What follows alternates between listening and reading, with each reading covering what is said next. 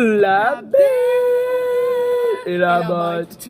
Bonjour et bienvenue à notre talk show enflammé de ce soir, La Belle et la Bête. Aujourd'hui, nous allons discuter d'un événement qui pimente vos étés depuis 1968. Et oui, vous l'avez très bien deviné, je parle bien du plus grand événement musical au Canada, le Festival d'été de Québec, mesdames et messieurs. Et ouais! Pour élaborer sur ce sujet palpitant, je vais avoir besoin de mon acolyte préféré, la belle Emmanuelle. Oh, ouais. Quel accueil chaleureux. Hey, bonjour, ça fait vraiment plaisir d'être avec toi aujourd'hui. Ça faisait quand même longtemps qu'on s'était pas retrouvés. Moi aussi. J'adore être avec toi pendant tes émissions. J'apprends tout le temps des affaires que j'avais jamais entendues de ma vie. Alors, j'ai hâte qu'on commence. Ben, dans le fond, le but de notre émission, c'est d'informer les gens. Je suis à la bonne place. Parfait. Donc, aujourd'hui, nous avons deux spécialistes avec nous du Festival d'été. Eh bien, nous avons premièrement la belle Catherine Boissineau. Oh! Bonjour Catherine. Bonjour, ça va bien? Oui, Bonjour Catherine, enchantée. Bonjour, enchantée. Bonne pointe. Et nous avons aussi notre amie Pénélope Gargia. Bonjour, Qui est avec nous en ce moment. Bonjour. Enchantée Pénélope. Bonjour. Très contente d'être ici. Pénélope Catherine. Catherine Pénélope. Bonjour. Sur ce, je vais vous présenter la prochaine spécialiste qui va nous parler plus en profondeur du Festival d'été de Québec. Et la belle Catherine Boissineau. Bonjour Catherine. Bonjour tout le monde. Bonjour Pénélope. Bonjour Emmanuel. Donc oui, je vais vous en parler un peu plus en profondeur du Festival d'été de Québec. Donc premièrement, 300 spectacles, 10 belles scènes et 11 grands jours de musique font du Festival d'été de Québec l'un des plus importants événements musicaux au Canada. Et oui, mesdames et messieurs, au Canada. Oui, on y accueille tous les styles musicaux possibles, soit le rock, le hip-hop, l'électro, ou même la chanson francophone, le jazz et même les musiques du monde. Et oui. Mon Dieu, il y en a vraiment pour tous les goûts. Donc ensuite, tout a commencé en 1968 grâce à 7 grands jeunes artistes, Diane Lavoie, Constance Paré, Bernard Pelchat et etc. Il y en a 7 en tout. Ils fondent le FEC qui se donne comme principale orientation de, dans le fond, présenter les artistes québécois au Québec. Ils voulaient vraiment se faire reconnaître, dans le fond.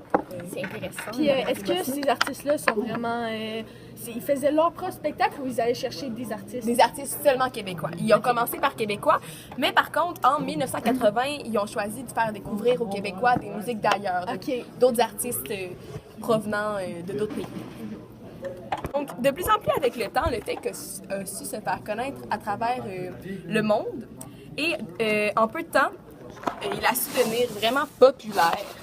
Donc, les scènes maintenant, le festival a la chance de présenter des principaux spectacles sur 4 scènes extérieures. Tout d'abord, il y a la scène Belle, que pas mal tout le monde connaît en général. Est-ce que vous connaissez? Oui, la scène principale, dans le fond. Les gros shows. Oui, dans le fond. Ouais, je me rappelle. Ou les plaines d'Abraham pour les spectacles d'artistes populaires. Ensuite, il y a la scène L'Auto-Québec au Parc de la Francophonie pour les spectacles de plein air de style varié. J'imagine que c'est eux qui parlent en chant en français qui vont là-bas. Oui, nécessairement. Non, en fait, il y a juste une journée que c'est à l'Auto-Québec qu'il y a des chansons francophones, des raps francophones. Dans le fond, cette scène-là, si ça tente d'être debout et collé avec beaucoup de monde, tu vas là parce qu'elle est tout le temps pleine. Comme la scène belle, dans le fond. Ouais, c'est ça. Ouais, mais plus petite. C'est vrai, Elle marque un point, l'Auto-Québec est beaucoup plus petite que la scène plus Belle. rapidement. Ensuite, il y a la scène Hydro-Québec. Est-ce que vous la connaissez, celle-là? Non, moi, Ça doit être une scène électrique. C'est à la place d'Ioville pour les spectacles de musique du monde. Et finalement, il y a la scène FIB. Est-ce que vous la connaissez? Non, c'est un peu plus. C'est à la place de l'Assemblée nationale pour les spectacles découvertes locales et internationales. Intéressant. Et c'est grâce à ces 4 scènes super qu'aujourd'hui, le Festival d'été est une entreprise culturelle majeure qui rapporte plus de, attention, 25,4 millions par année. Mon Dieu. C'est beaucoup d'argent. Bon, alors pour vous alléger un peu de toute cette lourde information, je vais vous présenter ma petite chronique du Fake cocasse. Fait cocasse. Bon, un petit jeu de mots. Ouais. Alors, on sait que pendant le festival d'été, il y a beaucoup d'événements qui arrivent assez cocasses. Alors, je vais vous en présenter quelques-uns. Premièrement, je ne sais pas si vous vous rappelez, mais Ed Lee, lors de son spectacle, avait remarqué qu'il y avait une jeune fille qui parlait au téléphone. D'après moi, ça l'a un peu choqué, fait qu'il a décidé de prendre son téléphone à la fille. Et il a cherché dans ses contacts et il a appelé son père. Et il a commencé à lui dire plein d'affaires, comme qu'il allait la marier, faire des enfants. C'était vraiment très drôle. Son père de faire un saut. Oui, effectivement.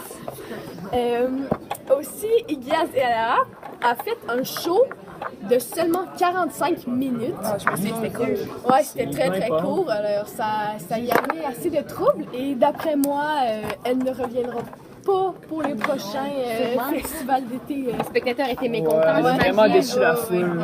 Des centaines de milliers de spectateurs déçus. Ces spectateurs ont quand même été vraiment déçus puisque ce n'était pas Fetty Wap et c'était Travis qui l'a remplacé, mais quand même, ils ont eu un spectacle. Finalement, lui que je trouve le plus cocasse, c'est que Fetty Wap, le rappeur, n'a pas réussi à rentrer au Canada par cause d'immigration. Entre guillemets. Entre guillemets, oui. Pourquoi? Avec des guillemets. Parce que disons qu'il y avait un gros dossier et Pour traverser, j'imagine. Il n'a pas vraiment réussi à traverser les ligues à cause de ça. Ah, je comprends. Bon, maintenant, c'est le temps d'introduire notre deuxième invité, Penelope Gargia. Tout le monde, bonjour. Bonjour, c'est Gabriel. Bonjour, Yoniel, un plaisir. Bonjour. Bon, Mme Gargia, vous allez parler quoi aujourd'hui? Dans le fond, moi, je vais vous annoncer les petits artistes qui pourraient être en tête d'affiche pour le Festival d'été 2017. Ça va vraiment être un show spectaculaire puisqu'il y a pas mal d'artistes différents et de styles assez divers qui va plaire à tous. Donc, en premier, on a Coldplay qui revient souvent dans les rumeurs du Festival d'été. Puis même si, de ce que j'ai entendu dire, ce groupe-là n'aime pas vraiment faire des shows à l'extérieur, mais ce serait vraiment un spectacle apprécié de tous pour les Québécois et personnes qui viennent d'ailleurs voir le festival d'été. Ensuite, il y a Eminem qui est sans contredit l'artiste le plus demandé sur les plaines aussi pour les jeunes. Ouais, c'est vrai ça. Ce serait vraiment spectaculaire. Puis aussi Beyoncé qui est annoncée, qui est possiblement l'artiste pop la plus populaire de la planète. Puis, Populaire, c'est... Le jeu de mots. Merci beaucoup. je n'y avais pas pensé. Puis son nom avait été sur la fausse liste du festival d'été 2016. Mais dans le fond, ce serait... c'est surprenant, je sais. C'est quoi la fausse liste? Dans le fond, c'est une liste que sûrement des fans ils ont décidé de faire pour... je ne sais pour quelle raison... énoncer des noms qu'ils aimeraient voir, que ceux-ci aimeraient voir au festival. OK. Mais c'est ça, ils aimeraient ça beaucoup l'avoir pour l'an prochain. Il y a aussi Katy Perry, qui est une autre artiste pop qui serait sans doute vraiment un succès pour 2017. Je crois qu'il avait fait le show du Super Bowl il y a quelques années. Oui, Ouais, c'est vrai. il y avait des petits requins qui dansaient, c'était vraiment C'était très cocasse. Aussi, il y a Calvin Harris, qui est probablement le plus important, un des DJ les plus populaires auprès des jeunes dans le monde. C'est vraiment intéressant pour l'électro-fake. Aussi, Foo Fighters qui sont nombreux, nous sommes beaucoup nombreux à vouloir les revoir. Ouais, ils sont déjà venus. Les Foo Fighters, j'espère que cette année, s'ils viennent, leur show va pas être encore annulé à cause de l'averse. J'espère que cette Espérons fois-ci... que Mère Nature, Mère soit Nature. plus gentille avec eux. Ouais, exact. Donc oui, je suis très d'accord avec vous. Puis aussi Adele qui est l'une des artistes en demande, mais... C'est une très grosse artiste. Oui, remplie de talent. Puis aussi Taylor Swift qui est une autre artiste pop, pop très populaire auprès des jeunes. Ce serait vraiment intéressant. Puis un beau show énergique pour les jeunes. Et aussi Drake qui rallierait du coup les fans de pop et les amateurs de rap. Ah, c'est vrai que ça mélange les deux. Oui, vraiment. Puis Très ça polyvalent. très polyvalent, c'est l'artiste. Bon Jovi qui aimerait bien venir au festival. Oui, Bon Jovi aimerait bien venir au festival. Dans le fond, et j'ai entendu une histoire, ça m'a vraiment fait rire. Il avait contacté lui-même le festival d'été. Il leur avait demandé s'ils pouvaient revenir parce qu'ils avaient vraiment aimé leur expérience. Mais ils se sont fait répondre par le festival d'été qu'ils reviendraient peut-être dans les années suivantes. Ça reste à voir, disons. En fait. Ils se sont fait rejeter. Ouais, en fait, exact. Ouais. Parfait. Il y a aussi, d'un côté, pour les gens qui aiment la musique francophone, il y a Stromae qu'on essaye de contacter pour le festival.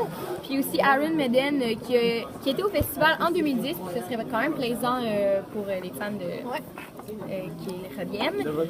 Oui, les fans de rock, merci Charles-Antoine. Et puis Metallica qui était sur les plaines en 2011, qui était le plus gros show du festival d'été. Ce serait vraiment intéressant qu'ils reviennent. Ce serait complètement fou.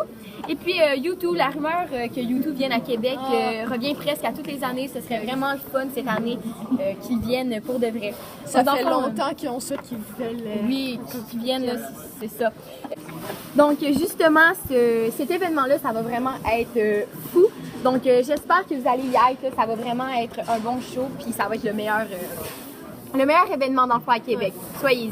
Effectivement. Ça va vraiment être un beau party. Donc, merci beaucoup, En Pénélope. parlant de party, cet été, Rammstein, après son show, est allé chercher quelques fans dans son public qu'il trouvait de leur goût et ils les ont ramenés dans le backstage, dans les loges. Et puis, ils ont fait le party jusqu'à 2h du matin. Ça fait minimum 6 heures que je suis couché rendu à cette heure-là. Effectivement, c'était quand même long. Mais on a reporté que aucune chose explicite exactement se sont traduits là-bas. Oui. C'est correct. Donc, merci beaucoup, Pénélope, pour cette chronique qui est assez intéressante. Ça fait plaisir. Merci beaucoup. Bienvenue. Donc, c'est tout pour aujourd'hui, malheureusement. Mais je compte sur vous pour aller participer en grand nombre au Festival d'été de Québec, édition 2017. Ça va vraiment être un événement hors du commun. Donc, je vous laisse là-dessus. Merci beaucoup à toi, Emmanuel, pour une autre émission. J'ai hâte encore de une fois. revenir, ben oui. Ah, bien sûr, merci. Et vous, Catherine, Merci. à la prochaine. On se revoit dans un avenir proche. Merci. Parfait. Donc, merci pour cette chronique assez intéressante, Pénélope. Ça fait plaisir. Merci à vous, Charles-Antoine. Plaisir. Donc, ça va être la fin de cette émission, malheureusement. On va devoir se quitter. Ça m'attriste tout autant que vous. Je vais devoir dire merci à mes invités. Catherine, beaucoup. Merci, c'était un plaisir pour moi. Ah, ça fait plaisir. On se voit bientôt, monsieur. On va prendre un verre après la job. Ah oui. Un verre de jus d'orange, bien sûr, parce que nous n'avons que 16 ans. Et merci à vous, Pénélope. On se verra bientôt, je ne sais pas trop quand. On se croisera un jour. Et vous, comme d'habitude, à la prochaine. Ben oui. J'ai hâte de te revoir la semaine prochaine. Merci les filles beaucoup. Vous m'en avez vraiment appris sur le festival d'été. Ça fait plaisir. Vraiment le Merci de fun. nous avoir accueillis ici. Oui, C'est un plaisir. c'est vraiment plaisant. Un plaisir de vous revoir. C'est partagé. Parfait. Donc, à la semaine prochaine, chers écouteurs de podcast, balado-diffusion, désolé. À la prochaine, merci. Et à une prochaine fois pour une autre émission de La Botte. Et La Botte.